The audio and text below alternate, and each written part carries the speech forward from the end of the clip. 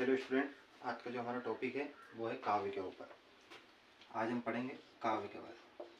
ठीक है, काव्य कहते किसे हैं और ये कितने प्रकार का होता है। ठीक है, ये प्रश्न आता है एग्जाम में, इसकी परिभाषा भी आती है, तो आप इसकी परिभाषा भी देख लीजिए पहले, उसके बाद में इसके प्रकार देखेंगे। ठीक है, परिभाषा भी आपको याद होनी चाहिए। तो पहले देखते हैं हम परिभाषा।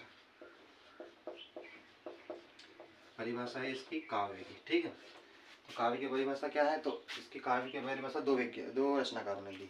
पहले दी है आचार्य रामचंद्र शुक्ल ने। ठीक है, तो पहले देखेंगे हम आचार्य रामचंद्र शुक्ल।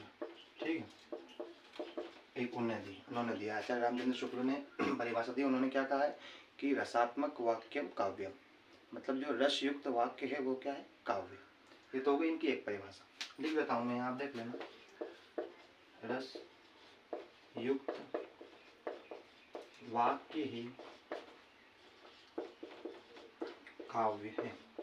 ठीक है, रस युक्त वाक्य क्या है, काव्य है। ये तो हो गई इसकी एक परिभाषा। ठीक है, उसके बाद दूसरे नंबर पर आते हैं भामा। इन्होंने क्या बोला, अब इन्होंने बोल दिया कि रस युक्त वाक्य क्या है, काव्य। तो इन्होंने परिभाषा में ऐसा बताया है कि जो शब्द और अर्थ दोनों से युक्त हो, जो क्या हो, शब्द और अर्थ से युक्त रचना, ठीक है, रचना हो, वह काव्य।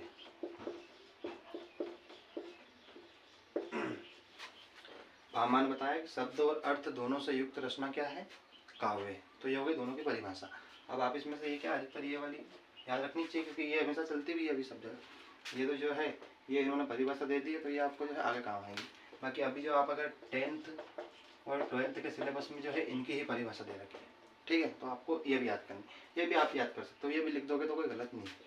जब ये होगा इसकी परिभाषा। अब हम देखेंगे इसके प्रकार कि काव्य कितने प्रकार का। ठीक है, तो आप देखें काव्य के प्रकार। अब स्टार्टिंग से हम देखते हैं, तो इसके काव्य जो है इसके दो प्रकार हैं। पहले तो हम इसको देखेंगे कि रचना के आधार पर। ठीक है, पहली आ जाएगी क्या आपकी, रचना के आधार पर, और दूसरी जो आएगी आपकी शैली के आधार पर। किसके आधार पर, शैली के आधार पर। इसके दो प्रकार हैं, तो पहले देखेंगे हम रचना के आधार पर, उसके बाद में शैली के आधार पर। ठीक है, सबसे पहले रचना के आधार पर हम देखते हैं। तो रचना के आधार पर ये दो प्रकार के होते हैं। कौन कौन से, श्रव्य काव्य और दूसरा जो हो जाएगा वो हो जाएगा दृश्य काव्य। ठीक है, पहला हो गया आपका श्रव्य काव्य, दूसरा हो गया दृश्य काव्य। अब इसमें जो है इसमें दो तीन तरीके से बताते हैं कि शैली के आधार पर जो है तीन प्रकार के बताए गए हैं, जैसे गद्य, पद्य, है ना, और एक और आता है वो है आपको चंपू काव्य। ये जो है 10th में तो इतना नहीं है, पर हाँ 12th में ज्यादातर पूछा गया है, ये आपके सिलेबस में है, इसलिए आपको ये भी याद करना है। ठीक है, तो अभी हम देख रहे हैं श्रव्य काव्य, दृश्य काव्य और शैली के आधार पर जो तीन प्रकार का होता है, गद्य खंड, पद्य खंड और चंपू काव्य। ठीक है, गद्य काव्य, पद्य काव्य और चंपू काव्य। ठीक है, तो ये हो गए इनके दोनों के। अब इसमें जो है श्रव्य काव्य कहते हैं जिसे हम देखकर, जिस काव्य को हम देखते हैं वो श्रव्य काव्य के अंतर्गत आता है। ये इसके सिंपल से ट्रिक है समझने। और दृश्य काव्य जो मतलब हम देखते हैं, कोई सा भी दृश्य हम देख रहे हैं तो वो दृश्य काव्य के अंतर्गत आता है। ठीक है, इसमें श्रव्य काव्य में कोई भी हमने सुना हुआ है। ठीक है, तो ये हो गया श्रव्य काव्य। यहाँ लिख सकते हो आप ब्रैकेट में, सुनना, याद रहेगा ये ट्रिक है, देखना। ठीक है, याद करने का इसका तरीका भी है। तो रचना के आधार पर जो श्रव्य काव्य और दृश्य काव्य। ठीक है, ये इतना हो गया। उसके बाद में श्रव्य काव्य जो है, अब इसके भी प्रकार है। श्रव्य काव्य के दो प्रकार हैं। पहला आ जाएगा आपका प्रबंध काव्य, ठीक है, और एक और हो जाएगा इसका मुक्तक काव्य। ठीक, ये हो गया प्रबंध काव्य और ये हो गया मुक्तक काव्य। ठीक है, अब प्रबंध काव्य में जो है इसके भी फिर तीन प्रकार है। अब ये जो तीन प्रकार हैं ये आपको हमेशा पूछे गए हैं। पहला आता है आपका महाकाव्य, पहला आ जाता है आपका महाकाव्य, दूसरा जो आपका आता है वो है खंड काव्य, और तीसरा जो इसका है वो है आख्यानक गीत। आख्यानक, ठीक है। अब प्रबंध काव्य के 3 भेद है, महाकाव्य, खंड काव्य और आख्यानक गीत। ये हो गए इसके 3 प्रकार। अब जो है महाकाव्य अधिकतर एग्जाम में पूछा गया है, खंड काव्य पूछा गया है, ठीक है, और आख्यानक गीत इतना पूछते नहीं है, पर फिर भी ये इसका प्रकार है, आपको याद होना चाहिए, क्योंकि ये पूछते नहीं है। 10th और 12th में तो नहीं पूछा गया है, अब आपके सिलेबस में भी ये चीज़ नहीं दे रखी है, पर आपको ये और ये तो याद करना ही है, ठीक है। बाकी कॉम्पिटिशन एग्जाम में आप जाओगे तो उसमें भी आपको याद करना पड़ेगा, इसलिए प्रकार तो आपको याद करना ही है, ठीक। अब महाकाव्य, खंड काव्य ये दोनों हो गए। अब इसमें जो है हम देख लेते हैं यहाँ कि प्रमुख महाकाव्य। अब जो महाकाव्य हैं वो क्या है, और उनकी रचनाकार, मतलब महाकाव्य किसने लिखा है, उनकी रचना और रचना का नाम। तो ये अधिकतर एग्जाम में पूछे गए हैं, ऑब्जेक्टिव में भी जो है ये प्रश्न अधिकतर पूछ लेते हैं, ठीक है। तो आपको ऑब्जेक्टिव के हिसाब से भी याद करना है कि कौन से लेखक की कौन सी रचना है। सबसे पहला महाकाव्य है रामचरितमानस। फिर हम देखते हैं कि रामचरितमानस, रामचरितमानस, तो इसके लेखक कौन है, तो आपको याद होना चाहिए कि इसके लेखक है तुलसीदास,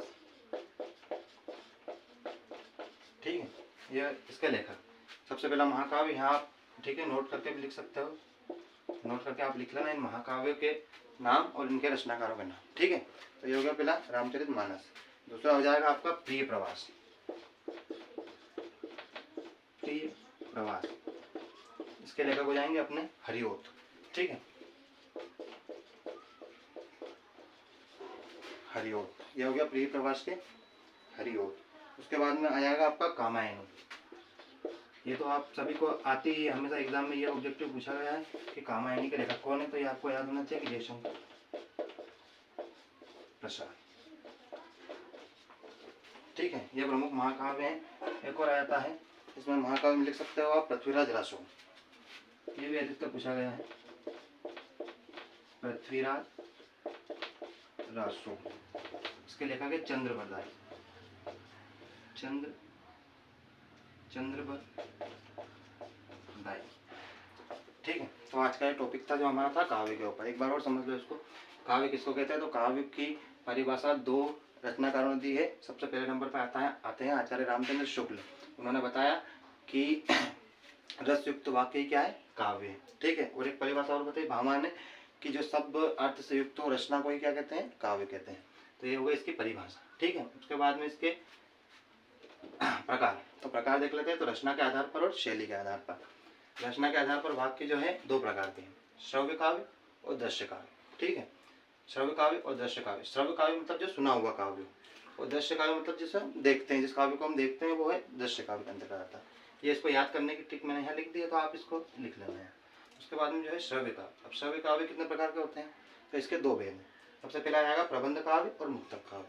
तो प्रबंध काव्य के अंतर्गत जो है 3 अधिकतर इसके पूछा गया है। प्रबंध काव्य के अंतर्गत आता है महाकाव्य, खंड काव्य और आख्यानक गीत। ये तीनों जो है इसके प्रकार है। तो हमेशा एग्जाम में ये महाकाव्य और ये खंड काव्य दोनों को पूछे जाते हैं, तो आप इनको याद कर लेना। इसमें एक प्रश्न बनता है कि महाकाव्य और खंड काव्य में अंतर, जो मोस्ट टाइम पे प्रश्न है, हमेशा 10th में और 12th में पूछा गया है, ठीक है। तो आपको इसको भी याद करना है कि महाकाव्य और खंड काव्य में क्या है और दोनों में क्या अंतर है, ठीक है। और ऑब्जेक्टिव जो बनेंगे इसमें से वो ये बन सकते हैं कि रामचरितमानस के रचयिता कौन है, या कामायनी जयशंकर प्रसाद, प्रिय प्रवास तो हरिओत, और पृथ्वीराज रासो तो चंद्रबरदाई, ठीक है। अब इसमें से 2 प्रश्न और बनेंगे आपके। 2 प्रश्न और देख लीजिए कि प्रथम महाकाव्य, हिंदी भाषा का सबसे प्रथम महाकाव्य कौन सा है। तो हिंदी भाषा का जो सबसे प्रथम महाकाव्य जो है पृथ्वीराज रासो, ठीक है। सब हिंदी भाषा का ये सबसे पुराना महाकाव्य है। उसके लेखक कौन है, चंद्रबरदाई, ठीक है। तो ये आपको याद करना है। उसके बाद में एक प्रश्न और बन सकता है इसमें कि खड़ी बोली के हिसाब से हिंदी का प्रथम महाकाव्य कौन सा है, पुराना सबसे, तो वो है प्रिय प्रवास। तो ये हो गया जो आपका पृथ्वीराज रासो जो है, ये है प्रथम महाकाव्य, प्रथम महाकाव्य है ना, यह लिख दिया मैंने। तो आप इसकी परिभाषा इस प्रकार से लिख सकते हो कि हिंदी भाषा का सर्वप्रथम महाकाव्य या सबसे पहला महाकाव्य पृथ्वीराज रासो है, और इसके लेखक जो है वो है चंद्रबरदाई, ठीक है। तो ये आज के हमारे जो है महाकाव्य थे, इनके रचनाओं के नाम आपको याद करना है, ऑब्जेक्टिव लाए के प्रश्न है। उसके बाद इनमें अंतर जो है, महाकाव्य और खंड काव्य में अंतर जो है, ये भी हम आपको अगले इसमें बता देंगे, है ना, वीडियो बना के। तो ये दोनों चीज़ को आपको याद करना है। इसमें से सिर्फ परिभाषा और महाकाव्य खंड काव्य और रचना और उनके रचनाकारों के नाम। ठीक, थैंक यू।